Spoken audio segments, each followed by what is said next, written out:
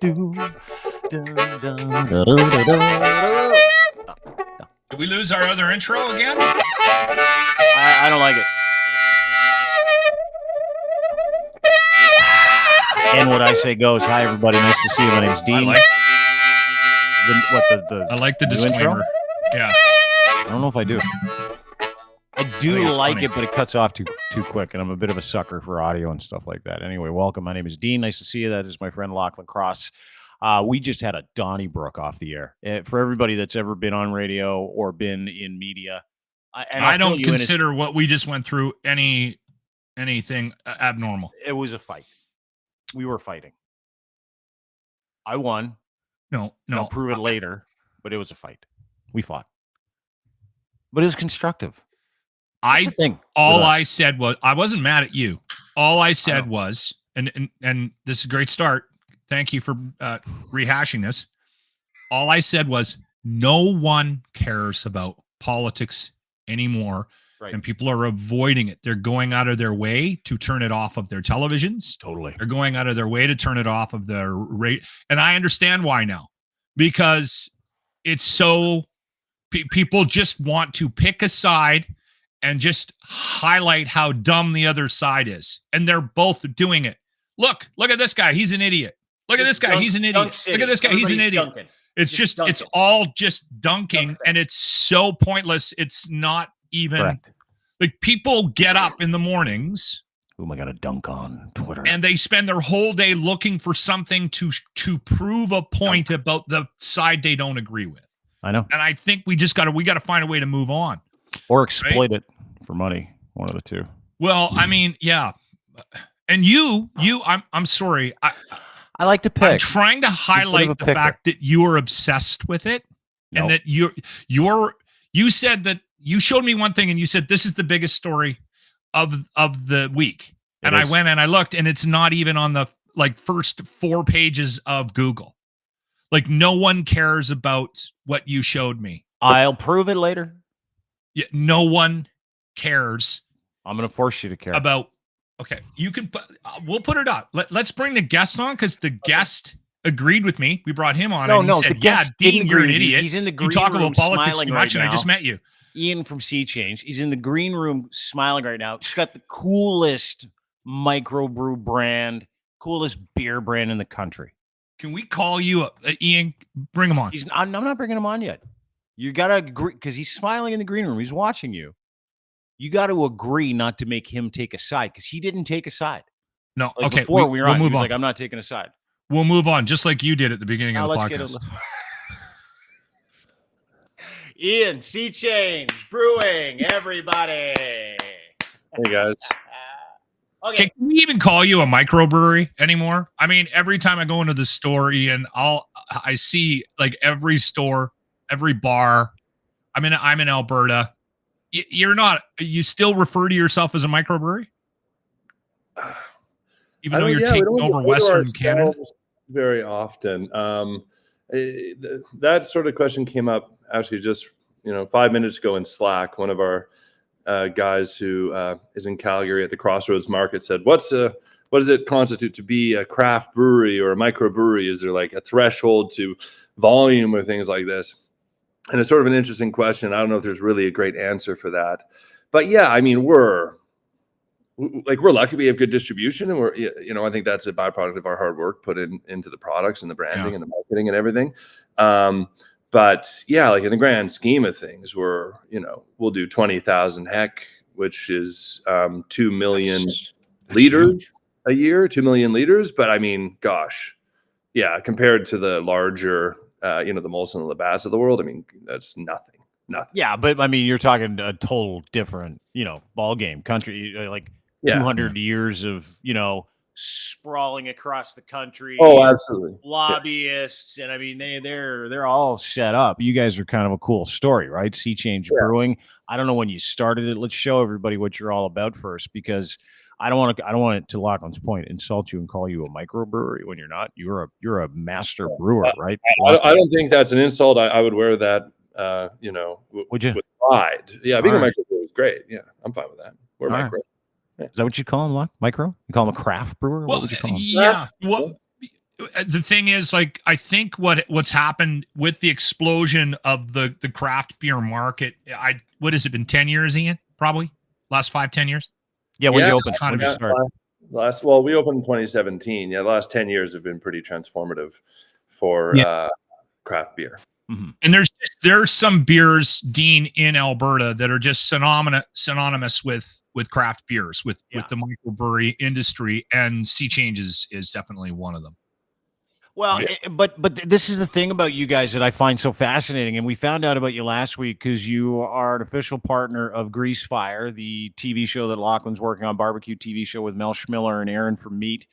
Yeah. And we heard about you, and then we started having a look at your merch. Like you take a totally different, holistic approach, not just to the brewer, right? Like not just to the actual beer, but you take an approach to this like as a whole brand. You know, from merch to the beers that you offer and the artwork on the can. Like I would feel if I got one of these cans, I'd be like, don't open it, right? Like, and that's the whole point.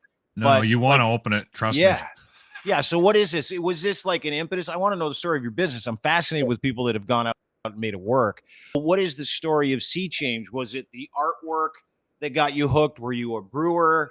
Like this is a very, very unique brand, and it's just cool as Were you a poor musician? Yeah. Who needed to find a way to make money? Yeah. I mean, there's a little bit of everything in there. So the origin story of the brewery. I was at a poker game many years ago, and there was someone who was running a brewery at that poker game. Mm-hmm. He was a friend, and was actually the best man at my wedding, and all the rest, and still is a great friend, and actually works at Sea Change now. But he was running a brewery and said, "Ian, you'd be a great sales rep. You should work for us." And at that time, I was and still am a musician, but I was playing actively in a band and bartending, and very much involved in sort of the local hospitality industry. So knew a lot of owners of bars and restaurants and things like that. So I think there was a natural synergy there. So I went on to work for that brewery and took to it, very naturally, and sold a lot of beer and really helped that company grow and thrive. And when I started there, they weren't doing so good. Eventually my friend left, and then I went on to take over that brewery and sort of put music on the back burner because I had the opportunity to run that company. And to be honest, I had no business doing so. So it was a great learning opportunity for me. And I love the honesty. Hang on just a second. I love the honesty, and I'll tell you why. Because not many guys in your position, you can now, right? You can look back and go, I had no business running that business. But now you're running a big business. You look back on that like me back in the day where I'm like, I could do a morning show in Vancouver at 19, no big deal, right? Like you just the ignorance that you have.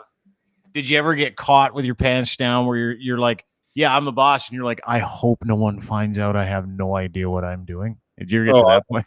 Yeah. Oh, I was in over my head the entire time. I think you got to have, and maybe in some ways still am, but I've learned a lot. I'm doing better. But yeah, with experience looking back at, oh my gosh, like we've learned so much, and to know now what I didn't know then is really eye opening. But I think you need a certain amount of optimism and courage or false enthusiasm, or I don't know how you. But you got to have a little bit of insanity to think, you have to run something. But I think a lot of the time, I love how you call it false enthusiasm. I think that might be one of the best explanations for like, I don't know what I'm doing, but I'm going to give her a go that I've ever heard in my entire life. Good for you. That's the next brewery. Ian, you got to start. False enthusiasm. Yeah, that's the next beer. Right. Well, that reminds me of Blind Enthusiasm, our friends on Happy Beer Street there. They got a good product as well. Yeah, they're doing well. So yeah, we were doing that, and I was doing that, and I've always been relatively ambitious in anything I did. So and the band stuff really correlates with this. It's a lot of a DIY, and to get up and play songs in front of people, it's do something that you created. Think that you're good enough to do that. It takes a certain level of insanity. Like you either are good enough or you aren't, and most of the time when you start, you aren't. Just like the business, I wasn't really ready, but I did it anyways. And when I started performing, I wasn't good enough to do it, but I did anyways, and kept working at it. Owls by nature, right? yeah, Owls by Nature was the name of the band, and we did all right. But Yeah, you guys so are great, man. yeah, and we put a lot of effort into that. So, anyways, so went from that, and with that entrepreneurial spirit that I had and wanting to start bands and everything I'd ever been involved with, I kind of always wanted to get into business. So I approached the person who I was running the brewery for, who is sort of an absentee owner, and said, hey, like, cut me in. Like, I've grown the business and I want to be involved, have a seat at the table. And that didn't pan out. So I said, well, I'll go do my own thing. And at that point, the owner of the business I was working for said, I guess, called my bluff in a way and said, all right, well, good luck, because he knows what it costs to open a brewery, and probably thought I couldn't do it. And mostly was right about that, because it's very difficult. We somehow managed. But then I went and leased a space and recruited a group of people. And one thing I will credit myself with was we all have a shared love for beer on the team. And we all have a shared love for the product, but we have a very different skill set. Like, there's no overlapping skill sets on our team. So when I built, I didn't have the funds to go and start a brewery and just start paying people. So, I brought in partners, sweat equity partners, and also knowing from my prior experience that, I wanted to bring on really talented people that were going to share in the success of this thing. So I was able to bring on a general contractor. Obviously, at the beginning, that was important. A master electrician, a head brewer, a branding and marketing guy, a financing guy, someone else who had a ton of hospitality experience and connections in helping us with sales and all those kinds of things. And I shouldn't just say guy. I could mention all their names, and I appreciate them all greatly. They know that. But that's, I think, when you look at our brand and it looks so fleshed out, that's a part of why, because we've been able to build a team with skill sets that lend to that. And it was purposefully built that way. It wasn't just, we were all friends, but it wasn't just three friends who happened to all like beer, that all brewed beer and then decided to do this. I knew when we entered into the market, and it wasn't as competitive as it is now, but I knew it was very competitive, and we needed to come into the market with something compelling, and we had to be good on every level. The branding needed to be next level, in our opinion. The product itself needed to be amazing. The experiential marketing, the client relationships, the taproom experience, the hospitality, everything needed to be as absolutely good as we could make it. And that's how we would succeed. And that has, proven to be true. And it's worked out pretty well. Was there a point, Ian, where you stopped waking up in the middle of the night screaming? And you went, all right, I think we got this. This is working. Yeah. And that was like about a month before COVID hit. I love these stories from guys like Ian. Yeah, like a month before COVID hit, I was shitting my pants, and then COVID hit. Yeah, it's just, I mean, gosh, take us through that as someone, like, you're panicking month before, right? You're probably still trying to put this together. You started in 2017. It's now 2019, 2020. And you start hearing rumblings of shutdowns and people not being able to go into places to drink your beer. So take us through that. Month before Ian's got a shift too, Dean. Like, he did something very interesting in COVID, and I think it set him apart from the rest of the industry. So I know you're going to get into that once you finish this next segment here. But yeah, very cool story. Yeah, absolutely. Yeah, happy to talk about it. It was terrifying but transformative for our business, and we were able to pivot. We were able to pivot through it and do some interesting things. But it was just an absolute horror show for a while. And so classic. I had my house up against the lease, and it's just everything was. I was all in on this working. Super leveraged. Let me set the table for you. Your house is mortgaged once, maybe twice. You're fucking taking out third mortgages, chip mortgages. You're asking parents, you got to put it in. I'm almost there. You got to friends, family guy. Dad sold his Harley. Lending tree. Yeah. You might go turn a couple tricks down at the Greyhound station. You're like doing everything you can. Yeah. By the way, I'm in your boat. I'm with you. I'm you right now. Everything you can. And all of a sudden, you can relate, Dean? COVID. Yeah, well, I had personal guarantees on everything, and didn't get any help from the parents. But it was relatively stressful, but that's the thing. Like I was, in my early 30s when we started. So I felt like, yeah, this is the time to take a big swing. Right. And that's what we did. But when COVID happened, we were at the point for the first time, we just opened our Beaumont tap room, I think about 8 months prior. And so we had 2 tap rooms and we had a good, solid hospitality business. So going to licensees, draft accounts, stuff like that. And for the first time, we actually had some money in the bank, like we were seeing and I had no business understanding. So I didn't know how to read a balance sheet or anything. I'm just like, I sell more beer. That'll help. Let's sell more beer. That was kind of my solution to everything. How do you fix things? Well, you increase sales or decrease costs. And my thing was, well, increase sales. So, and then at a certain point I'm saying, oh man, every week the bank account balance is going up. We've got cash flow. This is looking great. Hallelujah. And I'm still bartending, doing stuff and swinging hammers, building the tap rooms, doing all that stuff. And then COVID happens. And thank God, like if COVID had happened 3 months earlier, we would have been totally fucked, I think. But we had enough money in the bank. We had some runway that when everything shut down, we had a bit of runway and thank God for that. But, I remember sitting at the bar having drinks, probably crying, thinking like, well, Did you cry for real?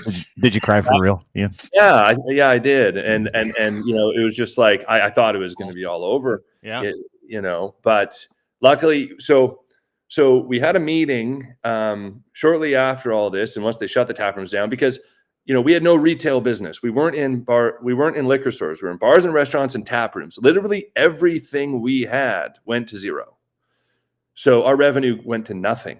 And I think we had 30 employees at the time, and called them in and had to lay them all off. That was a tough meeting. And managers and people we know, and we're a small business, and a lot of our friends, and we love these people. So that was difficult. And we had this idea. We were the first in Alberta to do it, but we were like, we want to stay busy. So just the ownership group, we're going to sit in different areas of the city and just deliver beer to people for free, which that was sort of our way of looking at a lot. Like we weren't asking for help. We understood people were scared. This is fucked up. No one knows what's happening. We weren't like, hey, donate to our brewery or do anything like that. We weren't even thinking about money or anything. We're just like, what can we do here to separate ourselves, look at this a little differently, make some lemonade out of all these lemons that were being handed. And so we made a little Instagram post. Hey, delivery, we'll deliver anywhere you want in the city and, for free. And let us know. And so we made that post about half hour after I laid everyone off. Yeah. And literally the phone and it went insane. It was nuts. And our tap room, well, not one of our tap room manager at OG, Sierra, she said, we have a bad habit of underestimating ourselves of what something is going to be. And she put it really well. And we definitely underestimated what this was going to be. So the phone was just ringing nonstop. Like I would answer the phone and then it would be call waiting, 3, 4 voicemails, getting Instagram messages. So laid them off, made the post half an hour later. 5 minutes after that, literally they were all hired back. Said, I need everyone back here. This is crazy. And, wow. And that's what we did. And then we created a little command center and had Sierra was on the phone, and she looked at me at one point. She's like, the phone won't stop ringing. I don't know what to do. And there was like real fear in her eyes, just totally overwhelmed. If anyone who's listening has been a server, good story. If anyone who's listening has been a server, and you're just getting rolled, and how stressful that is. This was that for her. And I just looked at her and I was like, it's going to be okay. Let it go to voicemail and I'm going to call people back. So she was answering whatever she could. I was calling the voicemail, taking down numbers, calling people back, getting addresses, figuring it out. My wife's doing stuff. Everyone's out delivering. We were going. I think I may have talked to your wife. Yeah. Yeah. But you also had a vehicle. You had a cool vehicle too. Tell us about that. Well, we've got a couple cool vehicles, but we import like Kai trucks. So we do that.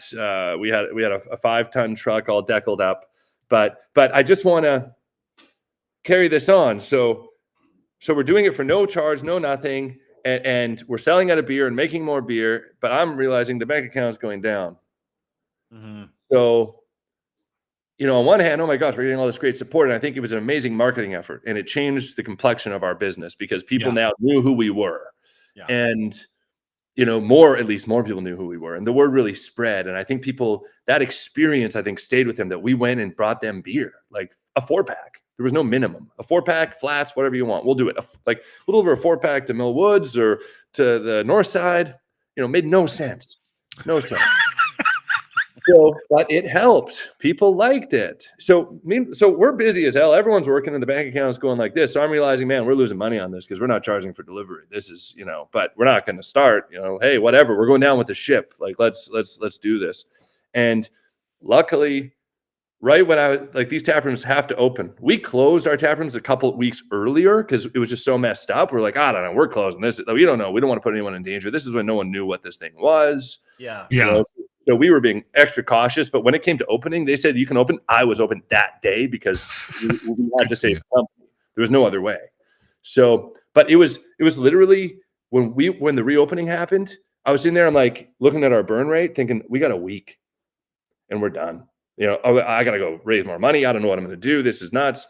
And it just timed so well that things reopened. And then when we reopened, the tap rooms were so busier than they've ever been. And at this point, we had also been pushing into some retail, building that channel that we never did before. And now we got retail. Now we're in 600 liquor stores at this point, pushing, and the tap rooms are going. And the business just was, from that point forward, it's just been smooth sailing. And that's been amazing. But yeah, that was a hell of a story and quite a pivot. And like I said, made a lot of lemonade out of the situation.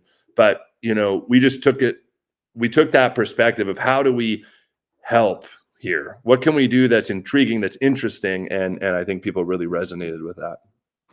What I find fascinating about businessmen, specifically young guys, right? Like you're under 40, I'm assuming, right? Yeah. 30. Yeah. Young guys is that, you called it, you said, I didn't know any better when I was running a business. That's to your advantage in a situation like where you're going through like an atomic bomb of business that you can't control, right? Everything shuts down. You're on the mark for all the money. You've signed all the notes. You're leveraged to the nuts. And you got one decision to make, right? And in that moment, that ignorance, I think, is everybody's best friend, specifically if you're a business person, right? Which is like, hey, listen, I don't know any better. I've never failed. It's my first kick at the can. I've been trying to hump this together for years. I can't quit now because I am so pot committed. But there are people who have experienced that failure that won't go back into the mouth of the lion, right? There are a lot of people who have just said, you know what? I'm not interested in climbing this mountain. But what I find fascinating about really successful people is that resilient response where you're like, we're going to have to make hard decisions. You lay a bunch of people off, but then you say to yourself, what are our choices? Close up, or we all get in our cars, fill the Chevy Sprint with cases of Sea Change, and we deliver. Sure, was it a business plan that was involved? No, you weren't charging delivery fees. You're busy all the time. Stuff worked out. You got your tap rooms turned back on. But it's in those moments, right, where you're like, oh, my God, what do we do? And that ignorance legitimately is like, doesn't matter. We have to do something. And I find that fascinating about really successful business people all the time. They don't look to the alternative of just, taking a bunch of hammers and nails and boarding everything up and going home because they can't be bothered. You know what I mean? Yeah, no, that's we weren't shutting the doors. It was just let's keep going. And I think that is a part of our sort of our ownership group's resilient entrepreneurial spirit. And part of me, I was listening intently to what you were saying. I was just looking at my phone because I was pulling up, I have a list of quotes that I like, and I couldn't pick this one. I knew I could have paraphrased it, but the quote is, when we started, we had a few massive advantages. We had no money, no plan, and no experience. And that one resonates with me because I think a lot of, success or how you frame things is about your perspective, and not having experience a lot of the times can be a real blessing because you don't have a lot of that baggage that comes along with, certain ingrained expectations of things, and no plan because you don't have to stay rigid to that, because what's a plan? It changes, man. You got to be flexible. You got to adjust course. And a lot of times you got to adjust course a lot and figure out, like consumer interests are always changing. And that's just not with COVID. COVID was a once in a lifetime event that, that like really tests your, your adaptability muscle. And how do I figure this out? Like, God, right? That's it was the ultimate of tests. And, we had some advantages in our specific industry. I think alcohol sales didn't go down during COVID. People were taking time off, having a drink, so that was good for us. But I love that, dude. Yeah, that's the thing. Is if you're in the alcohol game during COVID, you had the biggest, wildest ride because you heard, hey, you can't sell any booze. And then all of a sudden, everybody's at home doubling down. Though everybody's like, if you had established sales channels, yes. Like if you're a big guy and you're in retail, everyone's a little different. We were different because we were kind of fucked because all of our revenue was through those streams. Sure. So yeah, no money, no plan. No experience. So no plan, you don't have to stay rigid. No experience because you're not tied down with that baggage, and no money, which seems so weird because even stuff we've done in moving forward, we intentionally put restraints on things because I like having, no money forces you to be creative. It forces you to look at things laterally and find new ways of doing stuff. And that actually ties in very much so to our band life. No money. So how do we do stuff? It's DIY. It's finding ways to create more out of less and being resourceful. And that's another quote I love is, would you rather be resourceful or have resources? And the answer is always resourceful because you can build resources from that, and it's very easy to squander things. A story as old as time is someone inherits a lot of money and squanders it. So no plan, no money, no experience. And, you could spin a different story. You could say all these advantages. We had a huge team with a lot of experience and a bunch of funding, and lots of companies have grown that way. And that's great. But, that our experience was no plan, no money, no experience. And we just took that situation and found ways to use it to our advantage. But sometimes those mistakes pay off massively. And again, listen, you have a great product. You have a great image with the product. People recognize what it is. There's a consistency when you go into the store to buy Sea Change. You don't have to look very hard to find it because it's very consistent. Even though those cans all look very different, there's just this overall feel that you guys have. So I think people have gravitated towards it, not just badass product, but also because of the imaging of it. But I'm back to your decision not to charge for delivery. Man, we talked about it on our radio show that you guys were doing it. And if you had charged for delivery, you might not have got the response that you got. By the way, can I say this? A quick sidebar. I hadn't tried the Death Wave lager until the first filming of Grease Fire. And I got to tell, if anybody is a anti-craft beer guy, like if you're not, and there are people out there that they drink macros and they like their Coors Light or their, but you have to go. They don't have taste buds though. No. The Death Wave is a very clean, nice, crisp beer. I was blown away. That whatever you guys did with that's awesome. That's one of the better lagers I've ever had. Anyway, I think that mistake you made financially by not charging Ian for deliveries exploded in this town. Everybody was talking about the fact that you guys were delivering beer. If you had charged, you wouldn't even have got even remotely the reaction you did. But because it was so crazy what you guys were doing, it sort of it carried you guys through COVID. And maybe part of the reason why you guys are where you are right now, which is you're taking over the beer market in Alberta. Yeah, we're trying. And I think, the beer delivery had a lot to do with it. It was brilliant. It was sort of an unplanned marketing expense. Totally. And it worked out pretty good. And just to your Death Wave point, I just wanted to say a couple things you brought up I could elaborate on, unless you had more specific questions. But do you want me to elaborate on these things? Yeah, absolutely. Yeah. So yeah, you brought up Death Wave. Hey, sorry, just a second. I just got to stop you for a quick second. Are you actually taking notes during this interview too? I am. Yeah. First of all, I don't know if that's allowed with us. You look like way too much of a keener, and you're making me feel bad for not taking any notes. So there's that. That's one thing. And the second thing is, good for you. well, thank you. Yeah, no, I've got into the habit. I do so many meetings. Like before this, I had a sales meeting, and like we have a musical background and a sort of a punk rock ethos, but a part of that is, we want to perform at a high level. Yeah. Dude, I got a book. I've said this for so many years now. I'm like, I've never met anybody who's uber successful who didn't write shit down ever. So good for you. Well, I can't trust the brain. The brain is no good to me. I need to develop good habits and write things down. So that's a part of my thing. Not cool, I guess, but functional. So Death Wave. So you brought up Death Wave and how it's great, and I completely agree. So just a couple things about that. We've won Best Light Lager in Canada 2 out of the past 3 years at the Canadian Brewing Awards. So it is absolutely, like lagers, the craft lager revolution is totally in full swing. It's been happening for a couple years and more than that probably.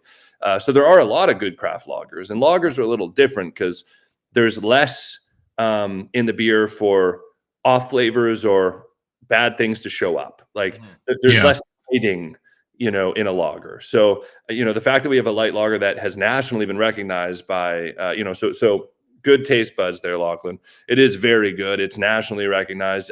It's one of the best, if not in my opinion, the best light lager. And I'll put that up against Coors Light, everything.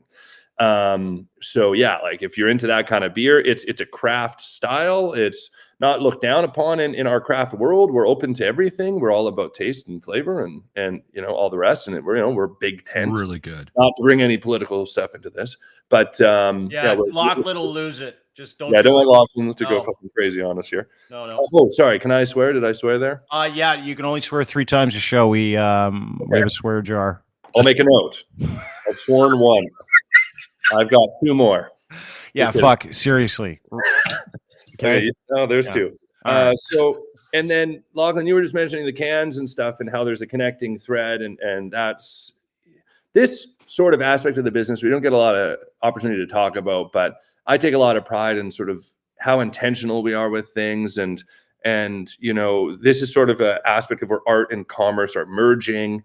And I think it started with our tap handles when we were draft focused. We were looking at a lot of tap handles, and what we're trying to do is convey messages to people through what's on the tap handle, on the can, and how do we convey that message? And, we wanted something that, we wanted a connecting thread through all of them. So we wanted a bit of a template, but we want to, not to name the competition, but Budweiser, for example, they produce a ton of products, but a lot of them are banner products where they're producing the thing. It's like, oh, here's Budweiser, here's Bud Light, here's Alexander Keith, and that's the tap handle. People know what it is. But we're a brewery, and that's what it is. It's Sea Change, and we have all these different products. So we have a more challenging thing there where we, in a tap handle only, we have to convey what the brewery is, what the product is, and what the brand identity is. What's the image? What are we trying to convey there? And that's hard to wrap all into one. And I haven't seen that done very well, actually, with a lot of tap handles in the market. So we actually did that very well. So if you're in bars and restaurants and you see our tap handles, I think you'll see all those 3 points. You're going to see everything. And then when you've seen one, your brain can identify another one, even though they are different. And we took that same process and applied it to the cans. So, there's a template there. So if you've seen one and you're looking on a shelf, you can recognize, oh, that's a Sea Change product. But also they have their own unique individual identities, which is important. And that's something that I saw in the craft beer world that was a little, it's difficult. Like we, from the beginning, brought in Pete Newen, who's an amazing local branding, like an illustrator, but also a professional branding and marketing guy. And a lot of breweries, from their structure set up, so they didn't have that. So they're having to go to third-party places or find out ways to get new designs and stuff that isn't so cohesive. And, they'll put out a can where it's like, it has amazing artwork on it, but you can't quite tell what brewery is this. You can't tell by just looking at the shelf what it is. And so for us, that was really important. And the way the cans look now is a byproduct of all that effort into putting in, like, it has to look badass and have, a lot of artistic integrity, but it also has to have a connecting thread where people know that they're tied together, and this is all from the same brand. Well, and you did say that you don't get enough credit for the images that you have created for the beers that you are putting out there under the Sea Change umbrella. But I will say this, when we had our pre-meetings about Grease Fire, the cooking show, first episode, still in the editing process. As soon as it's ready, I'll let everybody know when you can go watch that. But when we were sitting down discussing, potential partners and who to reach out to, Sea Change came up because we're all fans of your beer. But then I remember quite quickly, we were like, we got to see if we can talk Ian into doing a logo. So it was Right. There was an immediate thought and an immediate purpose behind reaching out to you outside of free beer. But that partnership included the gifts that you guys have at the brand that you've created from an image perspective. So we saw it, we recognized it. Yeah, I really appreciate that. And, we get a lot of requests for things. We're super busy. It's insane. But no, I like, that's where your head's at. And if there's a way we can collaborate, absolutely we will. And, I've thought opening up a marketing agency would be fun, because I think, but very lateral stuff, very off the wall. Like a lot of our marketing, it's almost could be considered anti-marketing. And we have a lot of fun with it. And from the images to our social media presence to some of the stunts we pull. And yeah, it's super irreverent brand. All the brands underneath the Sea Change brand, it's very comforting, very homey, very cool, very artistic, but it's very, very badass, to your point. Like it's, I would wear very cool Sea Change merch all the time. It's a really cool brand. It's a cool shirt. And you're very like, that's how I know someone's got a home run is like, hey man, whatever's on the can, whatever's on the product, if I put that on a shirt and I would rock that every day, that's a pretty cool brand. And not a lot of people focus on those things, Ian, which is cool. I think that's a great point. And it's, like our merch in terms of line items of sales, it's up there. And that's really cool to see. And I think it does speak to the fact that we're doing something right. And an example, I was in the band and we toured in Europe and quite a few times. And every time I was over there, I'd always see the skull and crossbones shirt, St. Pauli. And I never knew. It's a soccer team. I had no idea. I don't know anything about soccer. I'm like, what? Do you know the story of that soccer team, by the way, St. Pauli? No, happy to hear it though. Yeah. They're owned by a woman who owns a brothel. Oh, really? Yeah. It's a German soccer team, second division. I know the logo. Team. Yeah, it's one of the coolest soccer logos of all time. Skull and crossbones at St. Pauli. I had a whole bunch of stuff because we went to Germany, and I was fascinated with the St. Pauli story. So I went to the actual grounds and bought a shirt. And I talked to the lady who actually owned the team, or one of the people that says she owned the team. I was like, and literally a brothel owner, and they pay their German athletes in all kinds of ways. Oh, all right. But it's one of the coolest sports logos on the planet, and it's super simple, which is why I love it. Well, and I thought, and I saw that in Germany, in Switzerland, and I saw the shirts all over, and I thought, wow, that's an interesting example of the merch being bigger than the team. Yeah. Well, or just transcending the product. Yeah. It's like, there's lots of examples of that, where people will wear something and they're not a fan of the team or this or that. And but the merch and the branding has transcended the actual thing. And I think that's something we've managed to do here as well. And it's really cool. But it also, we sort of, how sales puts pressure on production and production puts pressure on sales, depending on how things are going. Mm-hmm. Branding puts pressure on recipe development. We want the product, we're a product first company. Now product means the beverage itself, and then also the can and all of it. But, we're trying, it inspires the brewing team so that, when you have a really badass looking can, that when you take a sip from that, it has to be as equally good. We don't want to, and vice versa. When we create sometimes we'll create a brand and then fit the product to the brand, and sometimes we'll create a product and then fit the brand to the product. And they are both inspiring to all the creative aspects of our company. So, we're lucky. We've got really talented people all throughout and just humming on all cylinders. Everyone's trying to live up to the expectation of all the different departments. Just a couple questions, serious ones though. Is it true only douchebags drink IPAs? Yes or no? I love the IPAs. That was my gateway into. That was my gateway into the craft, because I'm that guy. What's my the first hang-up? beer at 12 was Budweiser, and then I just drank that for 200 years, and then I got to Alberta, and everyone's like, you got to expand your taste, your horizons here. So I started to get into taste some beers, And I hit an IPA that I really liked, and I was like, that's what I started But to. there's a narrative around IPAs that you only drink them if you're a scarf wearing hippie now. Is that true? Yes or no? There is a bit of a no. Okay, I'm just asking. I don't need an explanation. I'm there just wondering, is it a you're hippie not wrong, brew? Dean. Okay, I was just asking. And You're why? not wrong. Why do they say Ian it's a hippie? And here's the other question. Does it cause moobs? I've heard that too. Does IPA cause moobs? Man boobs? Yes or no? Oops. I don't think so. No. Just asking. That's what I've heard. I heard IPAs give people It's moobs. hops. That was one of Hops in general, I think, can give you man boobs. Oh, really? Okay. It's not IPAs. Hey, listen, I love talking business marketing, but I also love talking about man boobs and Kensington market beers. So it's okay. So where did you move here from, Lachlan? Just curious. Well, I bounced around. When you're in radio, you end up moving around. So I was in BC, went to radio school. Then I was in Alberta. I did Edson, Fort Mac, Prince George, Winnipeg, and I've been in Edmonton since 2006. I just find it interesting because you said when you got to Alberta, everyone says you got to expand your palate a bit, and I think that's probably a byproduct of the trade relationships we're talking about, and how in Alberta really, the consumer has a lot more choice, and the consumer really wins here. Whereas, those other provinces, you're talking about coming from, you don't have as much choice, so you might not have been introduced to these things. Manitoba was awful. You couldn't get anything in Manitoba. There was zero selection. And I know my daughter from Alberta, who I passed on the drinking gene to, God love her. She complains all the time because she likes all sorts of different stuff, right? Like she'll get into cocktails, she'll drink beer, she likes wine.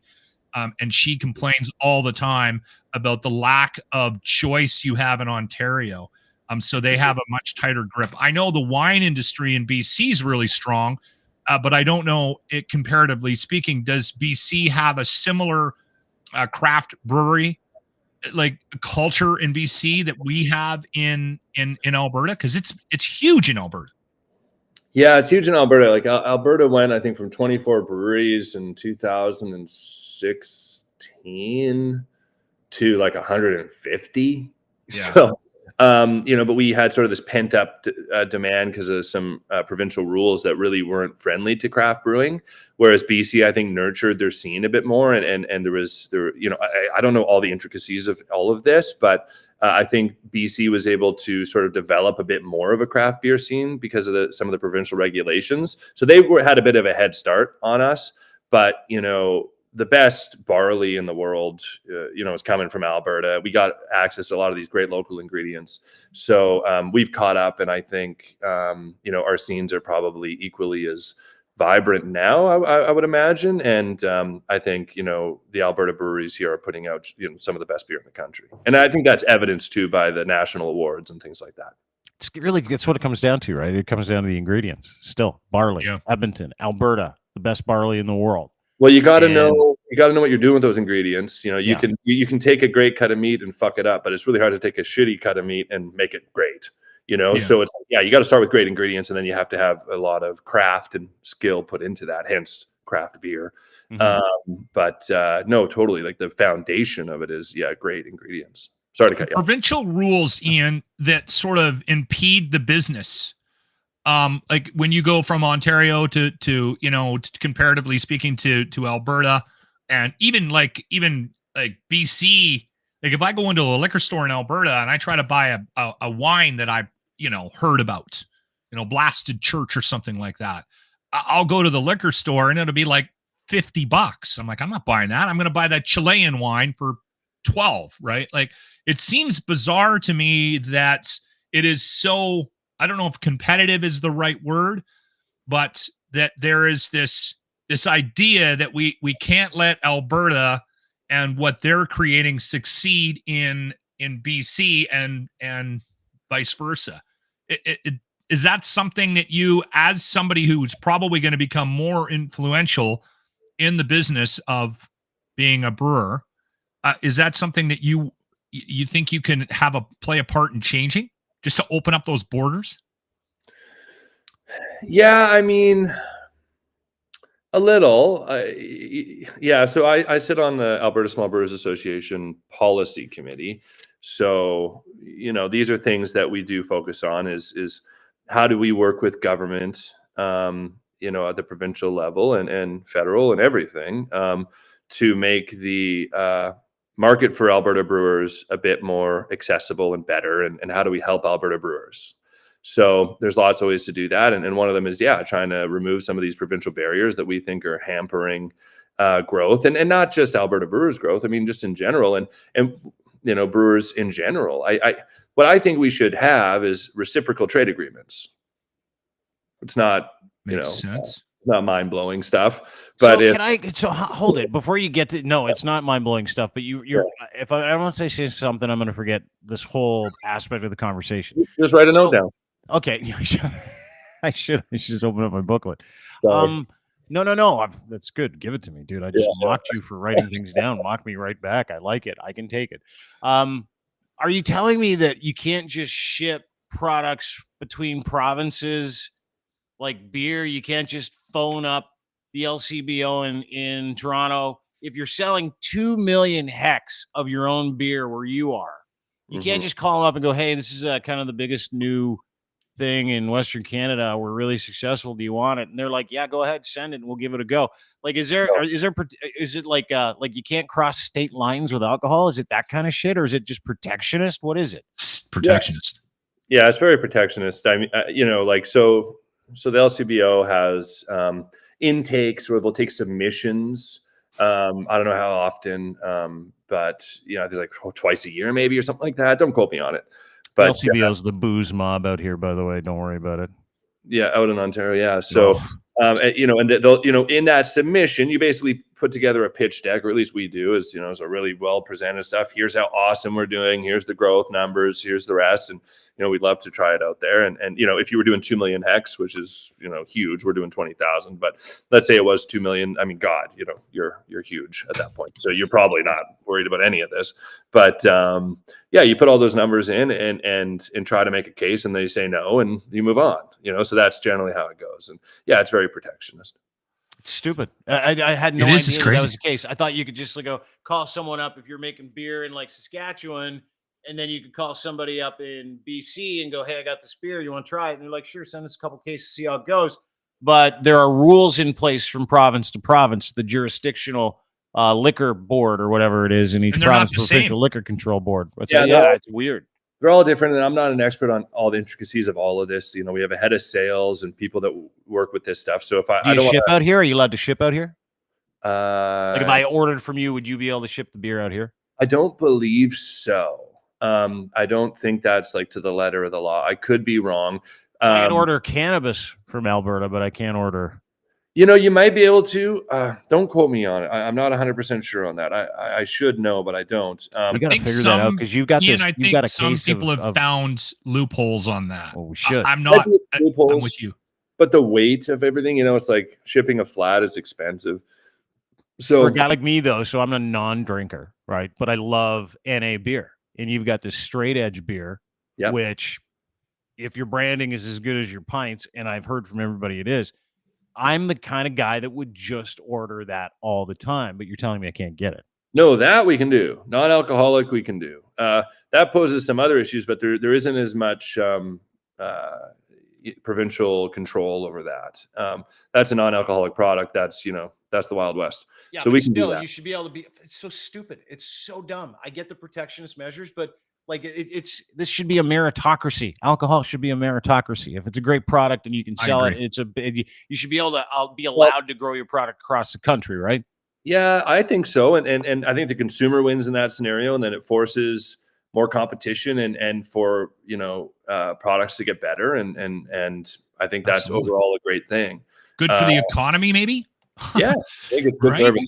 Yeah, but things are set in their ways, and I think as Albertans, as Albertan business people, we have a specific view on this because, I think there's a sort of underlying sense that things are unfair, because we're open. We look at our liquor store shelves and we have an absolute plethora of options. It's just nuts. So I've looked at, if you can make it in Alberta, you can make it anywhere. Sort of like if you can make it in New York, in the entertainment business.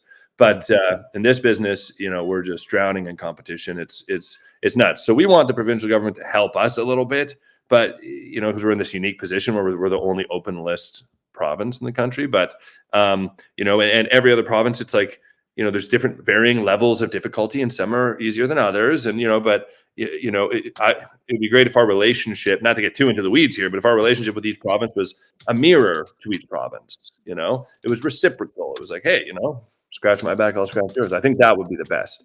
Now there's a lot of things I'm not considering there, and I'm not speaking on behalf of the Alberta Small Brewers Association or any kind of thing like that. But this is just sort of my off the cuff views.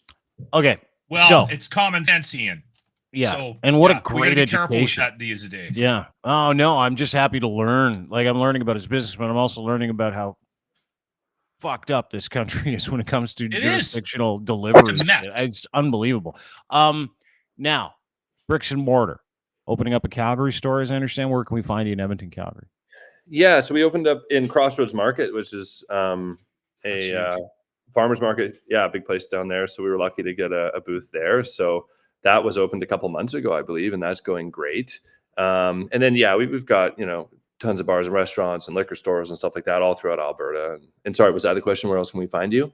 Yeah. Where else can we find you? I mean, if you're in Alberta, you want to order, you'll probably, obviously you can deliver, but where else? Where's the best place to go? And even is it just Sea Change? You got to go to the tap house, seachangebeer.com on 97th. OG Tap Room. Is that it? Yeah, we've got our OG tap room, which is great. It's an awesome place to experience the product. And then our Beaumont tap room is amazing. And then we're actually opening Shitty's. So Shitty's Distilling is our distilling brand. And we should be opening a tap room for that, which is going to be on 99th Street and 72nd Ave. 78th Ave, pardon me. That should be opening in May or June. So pretty quick here, right away. So that's going to be another area, but not for Sea Change as much as going to be to get Shitty products. And outside of that, we have a ton of bar and restaurant partners and liquor stores. I mean, at this point, you can pretty well walk into any liquor store in Alberta and you're going to find us. Not all of our products necessarily, but there'll be something. And if there's something that you don't see that you want, one of our new products or something that's a core that you want to see, like the Wolf or the Fairy or the Death Wave in any of the formats, people don't know, but you can talk to the liquor store and they can bring things in for you. So that's always an option too.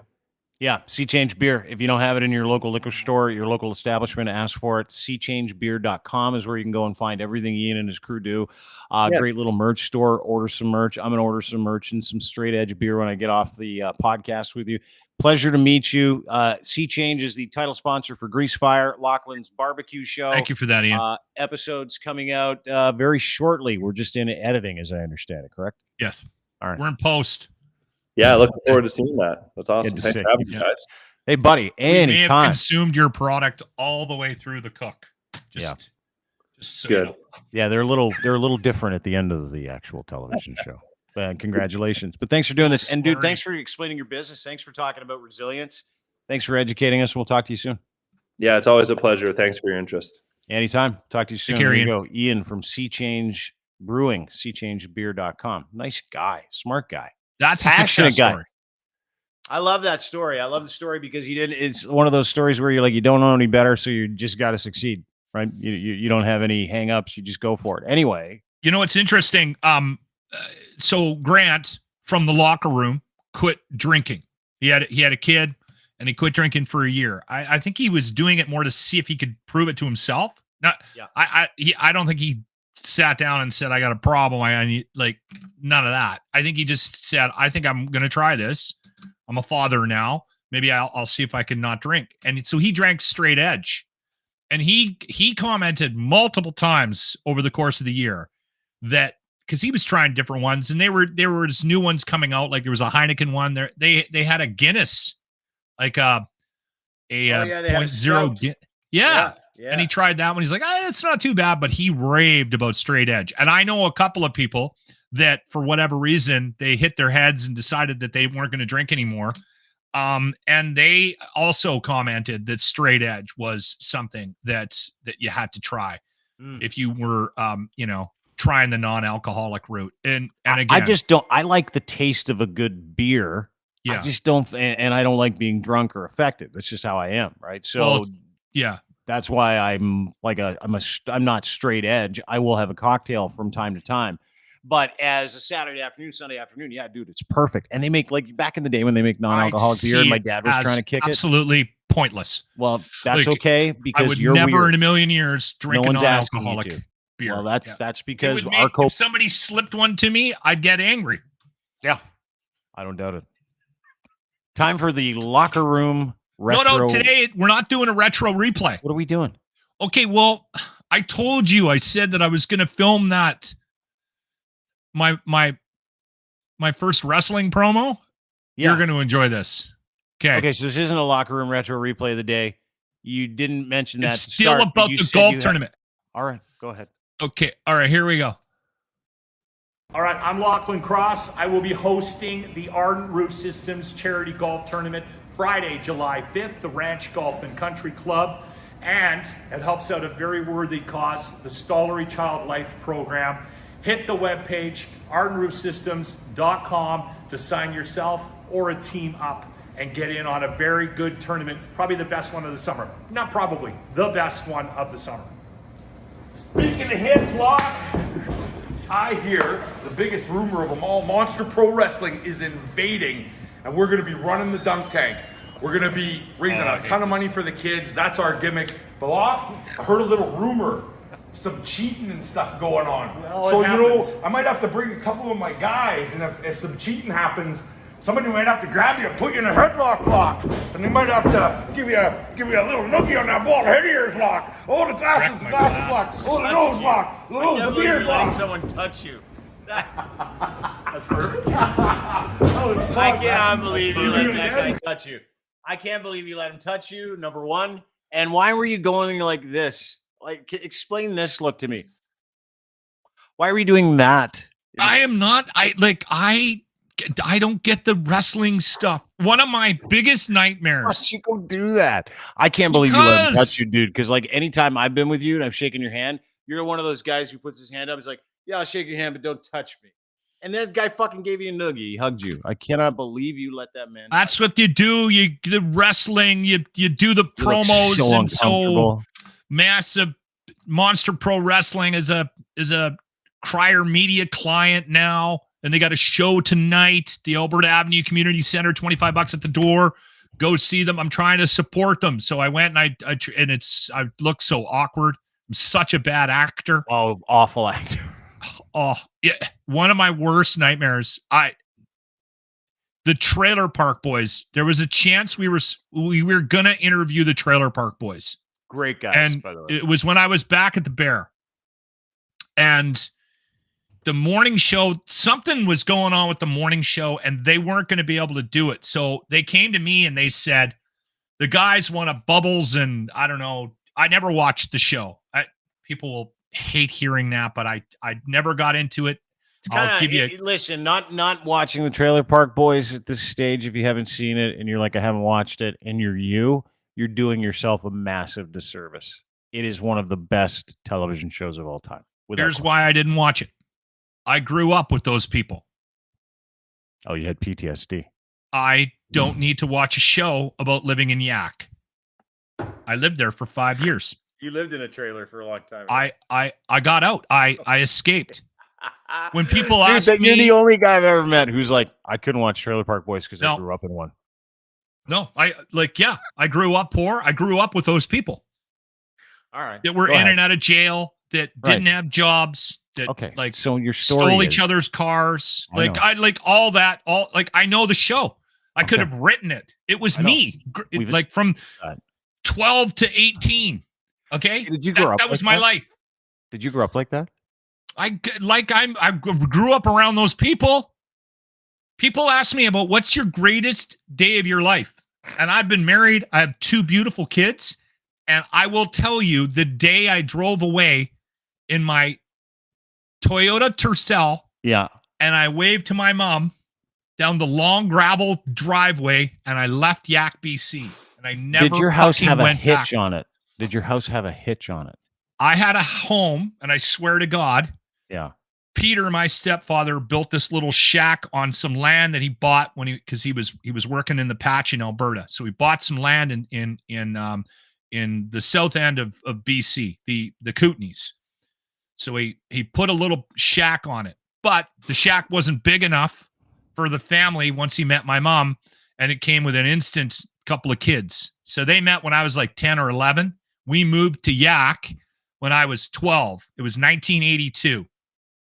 And so what did he do? He took a van that he had because he's a hippie, and he cut a hole in the wall of the house, a one-bedroom home, a one-room home, cut a hole in the side of the house, drove the van into it, and then stuffed blankets around because we couldn't get close enough. So he stuffed blankets and duct taped around and just left the door open to the van, and that's where my mom and Peter slept. So you did grow up in a trailer park. So there is a reason why you didn't watch Trailer Park Boys. I get it now. Yeah, okay. But they came to me. I was at the Bear, and they came to me and they said, Bubbles and Julian and I don't know who else was on the show. They're coming. They're doing some. This was after the show was off TV, and they were doing a casino thing or something. They had a variety show. And they want to do an interview, and I'm like, no, I can't do that. I can't be in the same room with people pretending to be somebody else. I like, it's my worst fucking nightmare in this. And so wrestling makes none. You'd be terrible I'm at trying Disney to World. support this monster pro wrestling organization. People love it. It's just a bunch of people. They love it. Go have fun. I'm going to go have a couple of drinks tonight. Attaboy. Oh, is it tonight? You're doing it? Monster Pro Wrestling, $25 at the door. Where is it again? Alberta Avenue Community Center. There you go. Alberta Avenue Community Center. It's funny to you, but I don't even know where that is. Just it's an Edmonton thing. It's at a community center. Okay, I'll Google it. Next Friday, they're having a meat draw. And there'll probably be a spring craft sale on Sunday too. For them, a bake sale maybe. They'll do magazine sales door to door. Yeah. Yeah. At the community center. It's great. Yeah. I love it.